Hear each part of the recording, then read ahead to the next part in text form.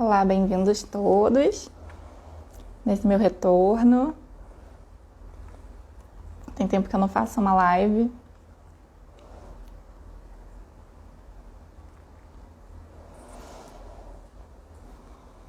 Eu falo tanto de café, mas dessa vez eu tô bebendo um chazinho de limão. Oi, Juliana, bem-vinda.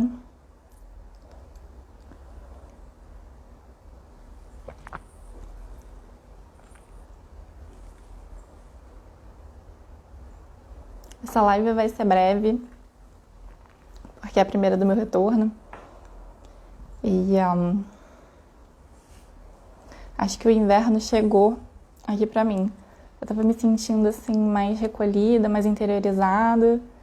E tava fugindo mesmo de fazer live, fugindo de trabalhar no digital. Bem, porque eu tava sentindo esse movimento de recolher pra dentro e tal. E aí depois eu me dei conta disso e me dei conta de que eu não preciso estar me sentindo perfeita pra aparecer numa live. Que a gente pode aparecer nas lives junto com as nossas fragilidades e mesmo assim a gente fica bem pra fazer o nosso trabalho. Então aí eu voltei com o inverno e tudo, voltei com um chazinho. Olá, Mike, bem-vindo.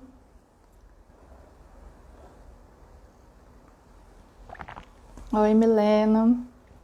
Eu vou começar a falar sobre o tema da live. E hoje a gente vai voltar aos nossos estudos de caso, que são o meu modo de trazer vocês para junto das cirurgias espirituais comigo. Então, a cada estudo de caso, que são as cirurgias comentadas, eu trago um caso, né? E aí não importa de quem ou o que, porque a gente não está associando, na verdade, que eu não estou contando o caso de uma pessoa. Eu estou trazendo um caso. E quando a gente fala de um caso, a gente está falando de algo que é inerente a todos nós, né? Então, assim, um caso, ele vai se relacionar comigo, com vocês, com todo mundo.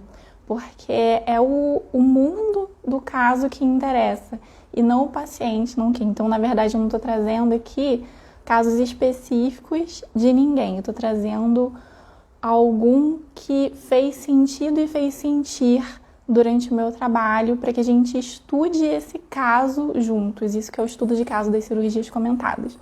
Oi, Vinícius, oi, pessoal que está chegando.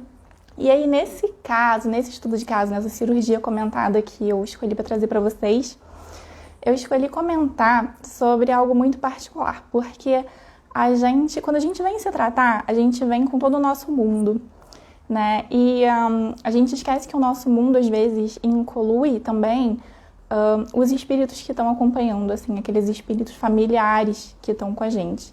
E quando a gente se propõe a se tratar, ou a gente coloca em tratamento energético, a gente e todo o nosso mundo estão se colocando para tratamento junto. Então, assim, é como se todo mundo decidisse junto, né? No Livro dos Espíritos, de Allan Kardec, a gente comenta muito sobre isso, sobre como os espíritos influenciam na nossa vida, né? Olá, o Iara, o pessoal que tá chegando. E assim, faz muito sentido a gente pensar e conversar sobre isso, porque quando a gente tá junto com o espírito, sejam eles familiares, sejam eles cobradores, a gente está tão intrinsecamente juntos que é como se todos nós decidíssemos, a gente toma a decisão de seguir em frente ou permanecer em conjunto, né? Então, assim, pouca gente tem essa percepção, mas é bem isso que acontece. E aí veio essa paciente se tratar comigo nessa cirurgia e ela estava com uma cobradora, com uma obsessora. E aí foi interessante observar esse caso, porque à medida que a gente tratava, assim, era uma paciente que ela estava num momento muito difícil da vida dela. E ela estava com dificuldade de se desprender das amarras do passado. E enquanto ela batalhava para ela mesma curar dores, curar mágoas. E nisso, gente, é importante falar que nenhuma mágoa é mimimi, né? A gente nunca sabe o que aconteceu no passado de outra pessoa, a gente nunca sabe o que aquela pessoa passou para estar ali naquela situação de fragilidade. E eu comecei a live hoje falando sobre a minha fragilidade, né, de eu estar me sentindo mega interiorizada, e mesmo assim eu vi aqui com a minha fragilidade e tudo para fazer essa live, pra gente retomar esse projeto das cirurgias comentadas, porque eu considero super importante isso, né, para as pessoas conhecerem esse mundo, para as pessoas saberem o que existe, né, além do mundo físico. E ela estava enfrentando muitas dificuldades de ela enfrentar e lidar com o mundo interior dela. E ela estava acompanhada. E aquele espírito cobrador também estava muito imerso no mundo dela, né? Era uma cobradora. Porque ela via as dores dela e cobrava da minha paciente coisas. E a minha paciente via as dores dela e estava tentando ao máximo lidar com aquelas mágoas, lidar com o que tinha acontecido da melhor forma que ela poderia. Então, assim, no final dessa live, inclusive, a gente vai falar um negócio que se chama estados de relação. Eu tô com uma cola. Eu tô realmente muito interiorizada nesse momento. Mas, enfim, a gente está trazendo conteúdo mesmo assim. Vamos na batalha. O estado de relação é quando a gente consegue enxergar o mundo do outro. E quando a gente mergulha no mundo do outro a ponto de não só ser solidário e compassivo, mas realmente sentir o outro, tá? Então, assim, você não só fala que você entende o outro, você não só fala que você... eu sei o que você está passando. Não, você realmente mergulha e sente o sentir, entra em contato com o sentir do outro. E aí você se coloca verdadeiramente no lugar do outro. E é a partir desse momento que você se coloca no sentir e no lugar do outro, que você tem propriedade para falar alguma coisa, para sentir, para colocar uma posição. Entendam que, assim, na neurociência é legal a gente ver que essa é a única forma que a gente tem de solucionar um conflito de forma não violenta. Porque se você chega para uma pessoa que está te cobrando, que está violenta, né? E você tenta dar uma resposta sem antes entender o que ela está falando e ela sente que ela não está sendo compreendida, essa pessoa, ela não vai se acalmar. Enquanto essa pessoa não sentir que ela está sendo ouvida e está sendo vista, ela não vai se acalmar. Ela se acalma a partir do momento que ela sente que ela realmente está sendo compreendida. E aí sim, esse outro interlocutor pode vir fazer um posicionamento e falar assim: eu entendo o que você está falando, agora deixa eu colocar o meu ponto de vista para que você também entenda o que eu estou falando. E nessa situação, na situação da cirurgia, nenhuma das duas conseguia realmente ver o mundo da outra. Elas estavam ainda muito imersas no mundo uma da outra. E a obsessora, a cobradora, ela queria muito, era muito importante para ela que a minha paciente entendesse, né? Então ela queria ser entendida, ela queria que o ponto de vista dela fosse visto, fosse compreendido. E por mais que ela causasse obstáculos, provas, dificuldades, pedras no meio do caminho da vida da minha paciente, para simular situações em que ela se colocasse naquela posição que a cobradora, a obsessora, queria que ela estivesse, para que ela finalmente entendesse ou aprendesse uma lição, né? Ou seja, se colocasse no lugar daquela cobradora, a minha paciente não conseguia.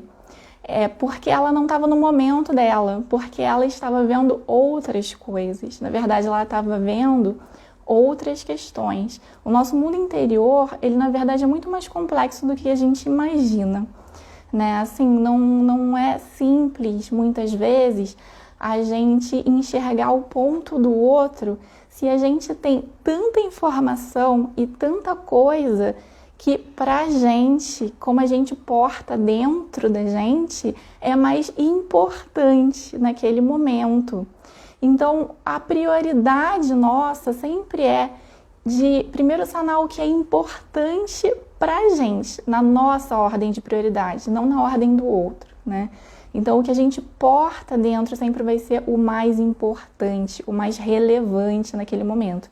E depois que a gente acaba essas listas, a gente vai conseguir enxergar um dilema do outro.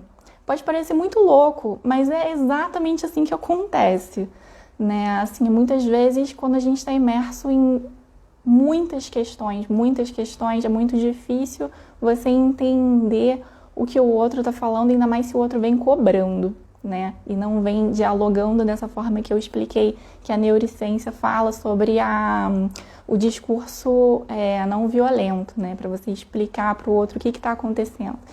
E aí, num dado momento, essa obsessora, ela desistiu. No meio da cirurgia, ela falou: chega, basta, eu não consigo mais continuar, eu tô cansada. Eu cheguei no ponto onde eu não posso mais, eu não tenho mais energia para continuar mostrando para ela como ela me fez mal. Eu não consigo, não tenho mais energia para ficar aqui e mostrar para ela uma lição que eu quero que ela aprenda. Eu tô cansada. E quando essa obsessora fez isso, ela parou de olhar para fora, porque até então o que estava mais importante, o que ela estava portando dentro dela era o mundo externo. E isso é muito louco, mas isso acontece muito. Muitas vezes a gente porta dentro da gente mais coisas de fora do que dentro, do que a gente consegue, do que, assim, o mais importante é provar para o outro, mostrar para o outro, se mostrar para o outro, do que a gente se enxergar dentro, cuidar da gente e estar em paz dentro da gente mesmo, conosco mesmo. E nesse momento, quando ela ficou cansada, num ponto de já deu, não consigo mais continuar daqui, ela voltou para dentro. E quando ela voltou para dentro, aconteceu uma coisa muito linda. Ela começou a reviver, e aí passou várias imagens para ela de situações, de coisas que ela viveu no passado, e ela começou a se arrepender das escolhas dela. Aquilo começou a causar dor para ela, começou a soar assim como um desperdício de tempo, né? O que eu andei fazendo da minha vida até agora? O que eu estou fazendo agora? E ela sentiu como se nada tivesse importado, como se ela não tivesse vivido até aquele momento, estando desencarnada. Mesmo quando a gente está desencarnado, a gente tem um sentimento de vida, né? Do que eu estou vivendo, o que eu estou experienciando, o que eu estou escolhendo para mim mesma. E aí ela começou a ter um sentimento também de... sabe quando a gente começa a sentir assim, eu tô vazia. Todas as minhas experiências foram vazias até agora. Parece que eu não aproveitei nada. Nesse momento, a equipe de resgate veio e acessou ela e a gente conseguiu fazer um resgate e encaminhar essa obsessora, essa pessoa, né, para um socorro, para um local, um hospital espiritual e tal. E só a partir daí que a gente consegue, de verdade mesmo, quando a gente olha para dentro, começar a dar sentido na nossa vida. Então, assim, essa foi uma experiência muito bonita e abre muito discurso para a gente também pensar no que a gente tem feito da nossa vida, né? E como que a gente tem escolhido viver a nossa vida. O que é importante dentro? O que você está portando dentro nesse momento? O que você está escolhendo portar dentro, trazer para dentro de você? O que mais importa na sua vida nesse momento? É você ou são as aparências? É o mundo externo? É você querer que as pessoas sejam da forma como você espera que elas reagissem, como querer que as pessoas te tratem e vejam da forma como você espera ser tratado e visto. tem sido mais importante para você do que a forma como você escolhe ser tratado e visto. E tem diferença nisso, gente. Porque quando eu escolho ativamente ser tratado e visto, eu coloco limites. Eu coloco limites nas minhas relações e eu coloco limites em situações que acontecem comigo. Então, eu sei até onde vão as minhas barreiras, eu sei até onde eu vou e eu sei aquele lugar, aquele ponto que é intransponível e indiscutível para mim. Então, quando eu bato nessa barreira, se eu tenho claro o que eu porto dentro de mim, que são os meus limites e o que é importante realmente para mim, eu tomo uma ação ativa. Eu não espero que a outra pessoa reaja, eu não espero algo passivo, eu não espero ser tratada. Eu me trato bem. Então, eu escolho não participar de uma situação que me atinge, que me machuca. Eu escolho não estar em diálogo com uma pessoa que está me machucando. Eu corto. Eu não espero que a outra pessoa reaja e cobro da outra pessoa que ela aprenda a me tratar da maneira como eu acho que eu mereço ser tratada, né? Então, assim, vai muito dos limites e os limites são o nosso lado masculino. O nosso lado masculino é quando a gente pega toda a nossa individualidade, a nossa personalidade e a gente projeta para o mundo e projeta para o outro. Mas isso não precisa ser uma coisa violenta, isso não precisa ser uma coisa assim, eu vou me impor e as pessoas vão enxergar como eu sou. Se você está aqui respirando, as pessoas já estão te sentindo, né? Então é muito um misto do seu masculino, o que você está entregando para o mundo, o que você está trazendo para o mundo, e do feminino interno, que é como eu me sinto. E quando a gente está se sentindo e a gente está em contato com o nosso sentir, em contato com a gente mesmo e com a nossa verdade, você já está transparecendo isso para o mundo. Isso é natural, né? Porque as pessoas, elas prestam muito mais atenção na sua postura, em como você se porta, em como você se trata, do que o que você fala de você. Então, assim, o nos mostrar para o mundo tem muito mais a ver de como que as escolhas que eu faço para minha vida, para as minhas relações e para mim mesma, do que o que eu comunico para o mundo, que é o que eu escolho, né? Então, assim, tem muito disso. Eu falei que eu ia falar pouco, acabei falando um monte. Então, será que tem gente querendo fazer uma pergunta? Enquanto vocês não mandam pergunta nenhuma, eu vou falar um negócio. Eu conheci uma rede social agora que eu tô completamente apaixonada, chama Clubhouse. E eu tô gostando muito, porque, cara, primeiro que no Clubhouse não é esse monólogo das lives, né? Então, assim, a gente tem salas, não sei se todo mundo já entrou em contato, já ficou sabendo. Por enquanto tá restrito, foi uma rede social que começou a princípio só pra gente que tem iPhone e agora abriu, há uns meses atrás, abriu pro pessoal do Android. Eu tenho Android, então eu entrei recentemente. Só entra por convite, então você precisa de pessoas que já estejam lá para te convidar. E para as pessoas que já estão lá, tá sempre vindo convite, né? Então, assim, eu, por exemplo, tô com 6 convites agora e não sei quem mais convidar. Então, se você quer entrar, me dá um oi pelo direct depois dessa live e me fala.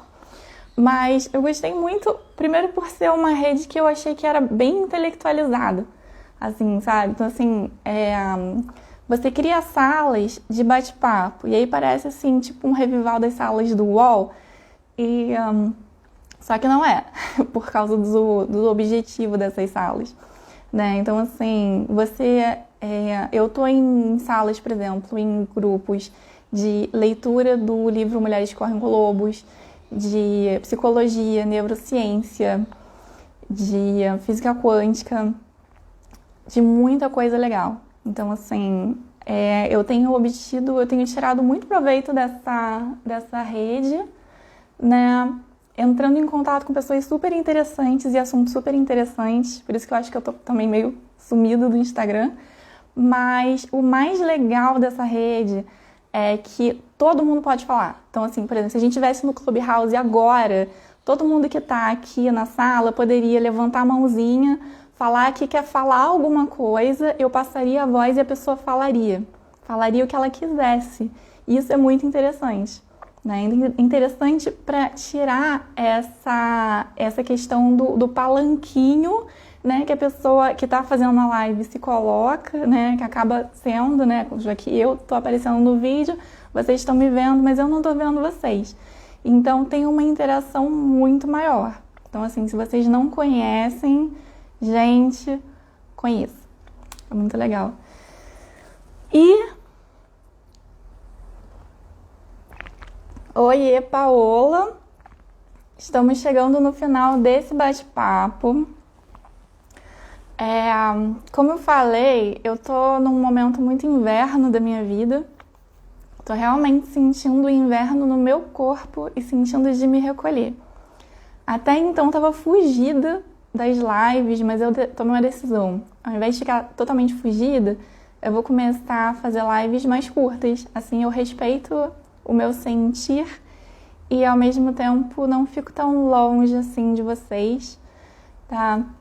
Eu vou encerrar essa live daqui a pouco, ninguém fez pergunta dessa vez. Ela vai ficar gravada aqui no Instagram e vai ficar gravada no meu YouTube. Aguardem novas comunicações e notícias e novidades que vêm por aí. Um beijo grande para todo mundo. Vejo vocês na próxima live.